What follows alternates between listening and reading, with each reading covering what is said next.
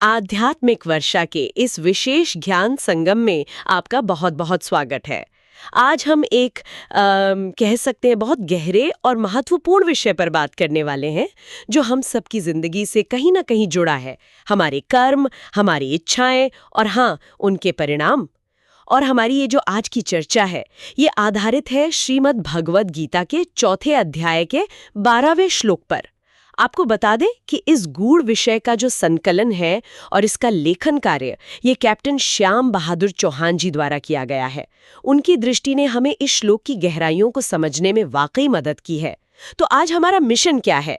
हम इस श्लोक के जरिए ये समझने की कोशिश करेंगे कि आखिर इंसान, हम लोग सांसारिक सफलता की इतनी तेज इच्छा क्यों रखते हैं और फिर उसके लिए कौन-कौन से रास्ते अपनाते हैं। बिल्कुल सही कहा आपने।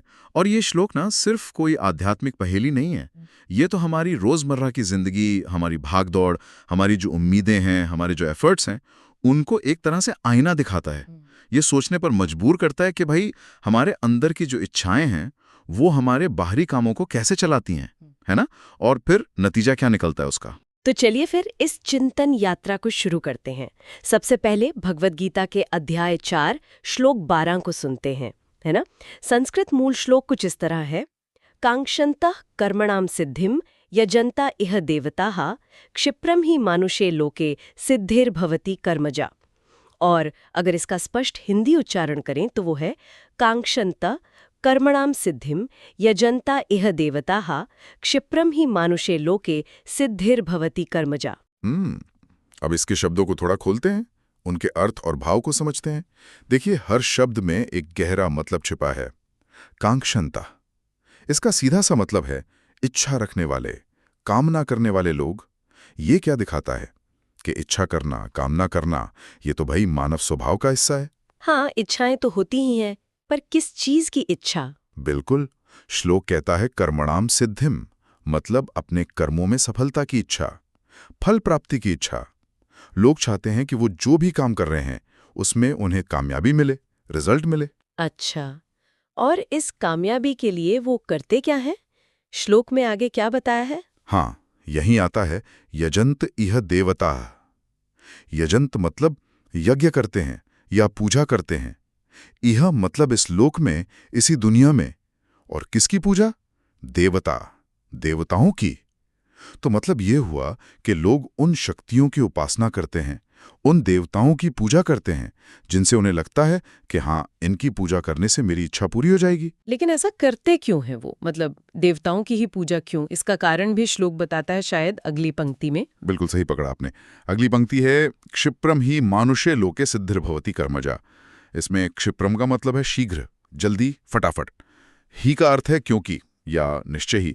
मानुष्य लोके मतलब हम मनुष्यों के इस लोक में, इस दुनिया में। तो इस दुनिया में जल्दी क्या मिलता है? जल्दी मिलती है सिद्धिर्भवति कर्मजा, वो सफलता, वो सिद्धि मिलती है जो कर्मजा है। कर्मजा मतलब कर्म से उत्पन्न होने वाली। तो पूरा मतलब ये बना कि लोग देवताओं की पूजा इसलिए करते हैं क्योंकि इस इंसानी दुनिया में अपने कर्मों से, अपनी मेहनत से मिलने वाली जो सफलता है उसका फल जरा जल्दी मिल जाता है। अच्छा, तो अगर मैं इसे एकदम सरल शब्दों में कहूं तो मतलब ये हुआ कि जिन लोगों को अपने काम में फटाफट रिजल्ट चाहिए, जल्दी सफलता चाहिए, वो इस दुनिया में देवताओं की पूजा पाठ वगैरह करते हैं। हाँ, क्योंकि इस इंसानी दुनिया में अपनी मेहनत से मिलने वाली कामयाबी जल्दी नजर आ जाती है, महसूस हो जाती है। सही है, एकदम सही। बिल्कुल यही इसका सरल हिंदी अनुवाद है कि इस मनुष्य लोक में अपने कर्मों की सफलता यानी फल प्राप्ति चाहने वाले लोग देवताओं की पूजा या यज्ञ करते हैं, क्योंकि निश्चय ही इस मनुष्य लोक में कर्मों से उत्पन्न होने वाली सफलता शीघ्र मिल जाती है। पर देखिए, बात सिर्फ इतनी नहीं है। इसके पीछे ना एक गहरा भाव है जिसको हम कम से कम 2 लेवल पर देख सकते हैं। पहला लेवल है दार्शनिक कह लीजिए या सृष्टि की व्यवस्था का लेवल। भगवान कृष्ण यहां बता रहे हैं कि भाई इस यूनिवर्स में एक सिस्टम है, अलग अलग शक्तियां हैं जिन्हें यहां देवता कहा गया है। ये शक्तियां प्रकृति के नियमों को, कर्म के फल को मैनेज करती हैं। तो अगर किसी को भौतिक फल चाहिए, सांसारिक चीजें चाहिए, तो उन खास शक्तियों की उपासना करना एक रास्ता है। और दूसरा लेवल है व्यवहारिक या कह लीजिए मनोवैज्ञानिक। भगवान यहां इंसान के स्वभाव की एक सच्चाई बता रहे हैं कि ज्यादातर लोग ना, उनमें धैर्य कम होता है, वो तुरंत परिणाम चाहते हैं। और कैसे परिणाम? जो दिखें, महसूस हों, जैसे पैसा, अच्छी सेहत, कोई पद, इज्जत, है ना? इसलिए वो उन शक्तियों की तरफ जल्दी खिंचते हैं जो ये सब जल्दी दे सकती हैं। इसे हम आध्यात्मिक यात्रा का एक शुरुआती पड़ाव मान सकते हैं, जहां ध्यान बाहरी लाभ पर ज्यादा होता है, अंदरूनी शांति पर कम।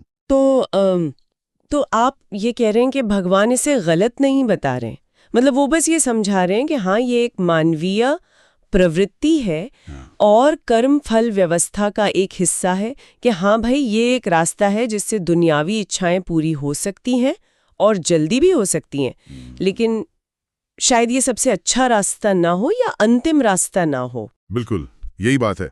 भगवान ना तो इसकी बुराई कर रहे हैं, ना ही इसे परम सत्य कह रहे हैं। वो सिर्फ एक तथ्य बता रहे हैं, एक ऑब्जर्वेशन दे रहे हैं।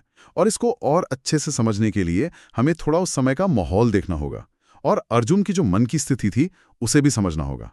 देखिए, ये श्लोक कब कहा जा रहा है? जब अर्जुन युद्ध के मैदान में है, कर्म और उसके फल को लेकर कंफ्यूज्ड है। उसके मन में सवाल आ रहे होंगे कि भाई, अगर भगवान एक है, परमात्मा एक है, तो फिर इतने सारे देवी देवताओं की पूजा क्यों होती है? तो भगवान कृष्ण यहाँ अलग अलग लेवल की चेतना, अलग अलग इच्छाओं के हिसाब से उपासना के जो अलग अलग रास्ते हैं उनको क्लियर कर रहे हैं। उस समय भी समाज में देखिए, इंद्र की पूजा होती थी बारिश के लिए, शक्ति के लिए, अग्नि की पूजा शुद्धता के लिए, यज्ञ के लिए, वरुण देवता जल के लिए, नैतिक व्यवस्था के लिए। मतलब खास मकसद से खास देवता की पूजा का चलन था। हाँ, ये बात तो है। और अर्जुन खुद एक क्षत्रिय है, योद्धा है, तो उसके लिए कर्म, युद्ध, जीत, राज्य, ये सब चीजें बहुत मायने रखती हैं। फल की इच्छा रखना उसके लिए बहुत स्वाभाविक है। तो भगवान कृष्ण मानो उसे वहीं से पकड़ रहे हैं जहां वो खड़ा है और धीरे धीरे उसे कर्म के और गहरे रहस्य की तरफ ले जा रहे हैं, जैसे कि निष्काम कर्म, आत्मज्ञान। वो कह रहे हैं, हाँ अर्जुन, फल की इच्छा से कर्म करके देवताओं को पूजने से फल जल्दी मिलते हैं इस लोक में, पर क्या यही तुम्हारा आखिरी लक्ष्य है? और यहीं पर यह बात वाकई बहुत दिलचस्प हो जाती है जब हम इसकी तुलना आज के समय से करते हैं। हाँ। आज क्या है? क्विक सक्सेस का कल्चर है ना? लोग रातों रात अमीर बनना चाहते हैं, एकदम से फेमस होना चाहते हैं। हाँ। तरह तरह के सक्सेस मंत्रस, खास वर्कशॉप्स या किसी खास देवता या गुरु की शरण में जाने का जो चलन है, ये सब क्या है?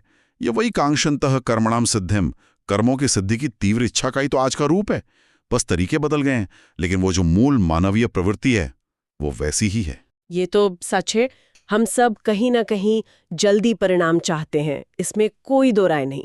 अच्छा, अब ये बताइए कि इस श्लोक पर जो हमारे महान विचारक हुए हैं, टीकाकार हुए हैं, उन्होंने इसे कैसे देखा है?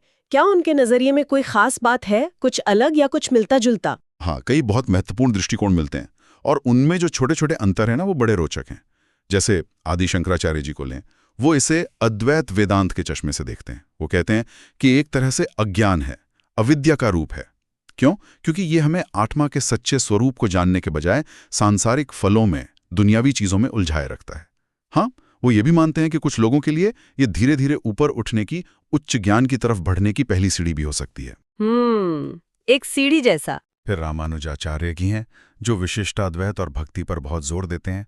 वो कहते हैं कि भाई, देवता स्वतंत्र नहीं है, वो सब परम भगवान नारायण के अधीन हैं और उन्हीं की कृपा से फल देते हैं। इसलिए असली लक्ष्य इन देवताओं से भी आगे जाकर खुद भगवान की शरण लेना होना चाहिए। देवताओं की पूजा एक पड़ाव हो सकता है, पर मंजिल नहीं। अच्छा। स्वामी विवेकानंद जी से बहुत प्रैक्टिकल तरीके से देखते हैं। वो कहते हैं कि ये मनुष्य की आध्यात्मिक प्रगति का एक नेचुरल क्रम है। पहले इंसान स्थूल चीजें चाहता है, भौतिक सफलता चाहता है, फिर वो इन शक्तियों को यानी देवताओं को पहचानता है और अंत में वो इन सब के पीछे जो परम शक्ति है, जो ईश्वर है, उसकी खोज करता है। ये आम इंसान की मानसिकता को दिखाता है। हाँ, ये तो स्वाभाविक लगता है। संत ज्ञानेश्वरी जी ने अपनी ज्ञानेश्वरी में एक बड़ा सुंदर उदाहरण दिया है। वो कहते हैं, जैसे कोई बच्चा सोने का कीमती सिक्का देकर बदले में कोई सस्ती सी मिठाई ले लेता है ना, हाँ, वैसे ही अज्ञानी लोग परमात्मा रूपी जो हमेशा रहने वाला आनंद है, उसे छोड़कर थोड़े समय के सांसारिक सुखों के लिए देवताओं की पूजा में लग जाते हैं। वाह, क्या मिसाल दी है। और स्वामी चिन्मयानंद जी इसे कॉस्मिक ऑर्डर यानी सृष्टि की व्यवस्था से जोड़ते हैं। उनके हिसाब से देवता प्रकृति की अलग अलग शक्तियों के प्रतीक हैं, जैसे ग्रेविटी है, बिजली है। जब हम सही तरीके से अनुशासन से कर्म करते हैं, जिसे वो यज्ञ कहते हैं, तो ये प्राकृतिक शक्तियां हमारे अनुकूल हो जाती हैं और हमें जल्दी फल देती हैं। ये तो अद्भुत है। मतलब सब मान रहे हैं कि ये रास्ता सांसारिक फलों के लिए है, पर कोई इसे अज्ञान कह रहा है, कोई भक्ति का निचला स्तर, कोई नेचुरल प्रोग्रेस, तो कोई इसे बस थोड़े वक्त के सुख की चाह मता रहा है। लेकिन सभी इशारों में ये भी कह रहे हैं कि भाई इससे आगे भी कुछ है। ये सोचने वाली बात है। क्या आज का विज्ञान भी इन हजारों साल पुरानी बातों में कोई सच्चाई देखता है? क्या कोई कनेक्शन है? हाँ, दिलचस्प बात यह है कि कुछ पैरेलल आइडियाज मिलते हैं। हालांकि विज्ञान की भाषा और उसका दायरा अलग है, पर देखिए, जैसे न्यूरोसाइंस में अगर देखें, जब हम किसी लक्ष्य या सिद्धि पर पूरा ध्यान लगाकर या यंत्र की तरह एकाग्र होकर मेहनत करते हैं, तो हमारे दिमाग में डोपामाइन जैसे न्यूरोट्रांसमीटर्स रिलीज होते हैं। ये हमें खुशी देते हैं, मोटिवेशन देते हैं। इससे हम और मेहनत करते हैं और लक्ष्य जल्दी पा लेते हैं। तो किसी एक देवता या मंत्र पर ध्यान लगाना भी फोकस और कंसंट्रेशन बढ़ाने का एक तरीका हो सकता है। अच्छा, ये तो बायोलॉजिकल हो गया। हाँ, फिर मनोविज्ञान में देखें तो सेल्फ एफिकेसी यानी अपनी काबिलियत पर विश्वास और लर्न्ड ऑप्टिमिज्म यानी सीखा हुआ आशावाद, ये कॉन्सेप्ट्स हैं। जब कोई व्यक्ति ये मानकर काम करता है कि उसे किसी शक्ति का सहारा है, चाहे वो देवता हो या उसका अपना अंदरूनी बल, और वो सफल होता है, तो उसका आत्मविश्वास बढ़ता है। वो आगे भी कोशिश करने से हिचकता नहीं। ये एक पॉजिटिव मेंटल फ्रेमवर्क बनाता है जो सफलता में मदद करता है। ये तो माइंडसेट की बात हो गई। और सामाजिक विज्ञान के नजरिए से देखें तो जो सामूहिक यज्ञ होते हैं, पूजा या प्रार्थना होती है, ये गतिविधियां समाज में, कम्युनिटी में एकजुटता लाती हैं, सहयोग बढ़ाती हैं, अनुशासन लाती हैं। जब लोग मिलकर एक लक्ष्य के लिए कोशिश करते हैं तो बड़े काम भी आसान हो जाते हैं और जल्दी पूरे हो सकते हैं। ये सोशल ऑर्गेनाइजेशन और कलेक्टिव एनर्जी का एक प्राचीन रूप है। वाह, ये तो वाकई आज की जिंदगी से जुड़ता हुआ दिख रहा है। इस भागदौड़ भरी दुनिया में जहाँ हर कोई स्ट्रेस में है और तुरंत समाधान चाहता है, वहाँ इस श्लोक का क्या महत्व हो सकता है आज? इसका महत्व तो कई लेवल पर है। देखिए, पहला तो मानसिक शांति के लिए ये श्लोक हमें याद दिलाता है कि सिर्फ चिंता करने से कुछ नहीं होता, अनुशासित कर्म करने से होता है। मतलब अपने लक्ष्य के प्रति एक यज्ञ की भावना से प्रयास करने से, एक स्पष्ट दिशा में मेहनत करने से परिणाम मिलते हैं। जब हम पूरी लगन से कर्म करते हैं तो हमारा मन फालतू की चिंताओं से हटकर एकाग्र होता है। इससे तनाव कम होता है और एक तरह की शांति मिलती है, भले ही फल तुरंत ना दिखे। ये तो बहुत जरूरी है आजकल। दूसरा, सामाजिक समरसता के लिए यह हमें सिखाता है कि लोगों की इच्छाएं अलग हो सकती हैं और उन्हें पाने के तरीके भी अलग हो सकते हैं। जब तक कोई गलत या नुकसानदेह रास्ता नहीं अपना रहा है, तब तक हमें दूसरों की आस्थाओं का, उनके प्रयासों का सम्मान करना चाहिए। ये अनेकता में एकता का एक प्रैक्टिकल सूत्र है। दूसरों को समझना। और तीसरा, आध्यात्मिक जागरूकता के लिए। ये साधक के लिए जो आध्यात्मिक रास्ते पर है, उसके लिए एक तरह की चेतावनी भी है कि भाई कहीं हम सिर्फ क्षिप्र सिद्धि यानी जल्दी मिलने वाले दुनियावी फलों के पीछे ही तो नहीं भाग रहे, या हम जीवन के गहरे अर्थ, आत्मज्ञान और स्थायी शांति की ओर भी बढ़ना चाहते हैं। ये हमें अपने लक्ष्यों पर दोबारा सोचने और दुनियावी व आध्यात्मिक इच्छाओं में एक बैलेंस बनाने के लिए प्रेरित करता है। और आज की युवा पीढ़ी जो इतनी एम्बिशियस है, सब कुछ जल्दी पाना चाहती है, उनके लिए इसमें क्या संदेश है? युवाओं के लिए तो ये श्लोक बहुत ही रिलेवेंट है, बहुत ज्यादा। शिक्षा और करियर। देखिए, सिर्फ सपने देखने से या इच्छा करने कांगनशतः से अच्छे ग्रेड या ड्रीम जॉब नहीं मिलती। उसके लिए यजंत करना पड़ता है। मतलब उस लक्ष्य के हिसाब से पढ़ाई करनी पड़ती है, स्किल्स डेवलप करनी पड़ती हैं, मेहनत का यज्ञ करना पड़ता है। सफलता कर्म से ही जन्म लेती है, कर्मजा सिद्धि। हाँ, मेहनत तो करनी ही पड़ेगी। डिजिटल युग का भ्रम। आजकल सोशल मीडिया पर रातों रात सफलता की कहानियां बहुत दिखती हैं, है ना, जो अक्सर सच नहीं होती या आधी अधूरी होती हैं। ये श्लोक युवाओं को धैर्य रखना सिखाता है, लगातार कोशिश करने का महत्व बताता है। सच्ची और टिकने वाली सफलता शॉर्टकट से नहीं आती, वो नियमित और अनुशासित कर्म, यज्ञ से ही मिलती है। ये बहुत जरूरी है समझना आज के युवाओं के लिए। जीवन का उद्देश्य। और ये श्लोक युवाओं को ये सोचने के लिए भी प्रेरित करता है कि उनकी सारी एनर्जी, सारी इच्छाएं क्या सिर्फ बाहरी अचीवमेंट्स, कर्मणा सिद्धि पर ही लगी हुई हैं, या वो अपनी पर्सनालिटी डेवलपमेंट, अपनी भीतरी शांति और जीवन के बड़े उद्देश्य को भी महत्व देते हैं। ये आत्ममंथन का विषय है। ये बहुत गहरी बातें हैं। तो अब सबसे महत्वपूर्ण सवाल पर आते हैं, इस सारे ज्ञान को हम अपनी रोजमर्रा की जिंदगी में उतारें कैसे, इसे प्रैक्टिकल कैसे बनाएं? हाँ, ये सबसे अहम है। देखिए, इसे जीवन के हर पहलू में लागू करने की कोशिश की जा सकती है। जैसे व्यक्तिगत विकास, पर्सनल डेवलपमेंट में, पहले तो ये साफ करें कि आप असल में चाहते क्या है। सिद्धि। लक्ष्य एकदम क्लियर होना चाहिए। फिर उस लक्ष्य को पाने के लिए एक प्लान बनाइए और उस पर अनुशासन से अमल कीजिए। यही आपका यज्ञ है। मान लीजिए किसी को वजन कम करना है, तो सिर्फ इच्छा करने से नहीं होगा। रोज एक्सरसाइज करना, सही खाना पीना, ये जो अनुशासन है यही उस व्यक्ति का यज्ञ है। और धीरे धीरे थल की चिंता छोड़कर सिर्फ अपने कर्म पर, अपने अनुशासन पर ध्यान देना, यही निष्काम कर्म की ओर पहला कदम बन सकता है। एक्शन लेना होगा। फिर पारिवारिक और सामाजिक संबंधों में देखिए, हम सब परिवार में सुख शांति चाहते हैं, प्रेम चाहते हैं, सिद्धि। इसका यज्ञ क्या है? आपसी सम्मान, धैर्य रखना, खुलकर बात करना, एक दूसरे की जरूरतों को समझना और उनके लिए थोड़ा त्याग करना, रिश्तों को वक्त देना, उन्हें सींचना, यही तो संबंधों का यज्ञ है। जल्दबाजी या सिर्फ अपने बारे में सोचने से रिश्ते नहीं पनपते, उन्हें लगातार प्रयास और समर्पण चाहिए होता है। ये तो है, रिश्तों में तो धैर्य बहुत जरूरी है। और व्यावसायिक जीवन, प्रोफेशनल लाइफ में, बिजनेस हो या नौकरी, तरक्की और लाभ, सिद्धि की इच्छा तो स्वाभाविक है। गीता हमें सिखाती है कि ये सिद्धि ईमानदारी से मिलनी चाहिए, कड़ी मेहनत से, अच्छी क्वालिटी और अच्छी सर्विस रूपी यज्ञ से मिलनी चाहिए। अगर आप लीडरशिप रोल में हैं, तो ये समझे कि आपकी टीम के सदस्यों की भी अपनी आकांक्षाएं हैं। कांक्षन्तः। उन्हें सही दिशा दिखाना, उनकी क्षमताओं को निखारना और उन्हें सफलता पाने में मदद करना, ये भी एक तरह से लीडरशिप का यज्ञ है। ये तो बहुत ही व्यावहारिक बातें हैं। क्या आप समाज के अलग अलग वर्गों के लिए, जैसे युवा हैं, महिलाएं हैं या हमारे वरिष्ठ नागरिक हैं, उनके लिए कोई विशेष मार्गदर्शन दे सकते हैं इस श्लोक के आधार पर? हाँ, बिल्कुल। हर वर्ग अपनी स्थिति और अपनी भूमिका के अनुसार इससे प्रेरणा ले सकता है। युवा वर्ग, जैसा हमने पहले भी बात की, सफलता के लिए शॉर्टकट या सिर्फ इच्छा पर टिके रहने के बजाय कर्मजा सिद्धि पर विश्वास करें, यानी अपने पुरुषार्थ से, अपनी मेहनत से जो सफलता मिलती है उस पर। यही स्थायी होती है और यही आत्मसम्मान भी देती है। मेहनत का फल। महिला वर्ग, यहां मैं दो महत्वपूर्ण भूमिकाओं पर थोड़ा विस्तार से बात करना चाहूंगा, क्योंकि उनका योगदान अक्सर अनदेखा कर दिया जाता है। पहली, गृहिणी, होममेकर।